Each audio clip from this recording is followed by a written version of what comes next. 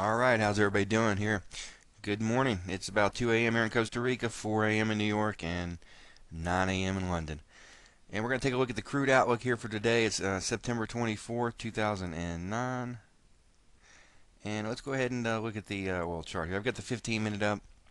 Let's go ahead and go out to the monthly, give you a little picture of what's been going on. We've got a fib here from the move down 147.26 to 33.56. Can't get up to the 382. Haven't been able to break 74.95 really at all. If you redraw this fib, let's go out to the weekly. Zoom out here. And after we went down to 80 bucks, we retested 100. Pretty much a 50% holding. So right there is 72 bucks. 72 has been a fairly key level here the last week or so. But I want to go ahead and go into the daily chart. One thing you want to notice here on the weekly is we possibly are making a lower high here on the weekly if we close Friday. So as you see here, I've got a trend line that was clearly broke. We're going to look at that on the daily here. Alright, and this trend line goes back all the way to July, and we've tested it a couple times, several times, and finally yesterday we broke it. We had some oil news come out. We've got a surplus. Demand may be going down. So at least for the short term here, the medium term, we're looking bearish on oil as of yesterday. Let's go back into the daily, and you see we clearly broke the trend line. Breakout retest trade would be nice on this if we can get back up there. Seems a far way off, but it's 200 pips. That's really nothing for oil. So let's go ahead and go into the 4-hour chart here. And as you see, we still haven't been able to go back up and retest the 8. We're coming off the 4-hour 5 now, and that actually is pulling us lower. We're actually getting a move as we speak here, testing yesterday's lows. So we'll take a look at that in just a second. But as far as a conservative entry and setup, obviously a breakout retest on this type of trend line. A lot of people are looking to go short there. We're going to look at the pivots and some overlap and some other things here in a minute. But let's go ahead and look at this. We came down here earlier in the week, and we retest that, possibly go short on that. And that is also the weekly S1. We're going to look at that in just a second.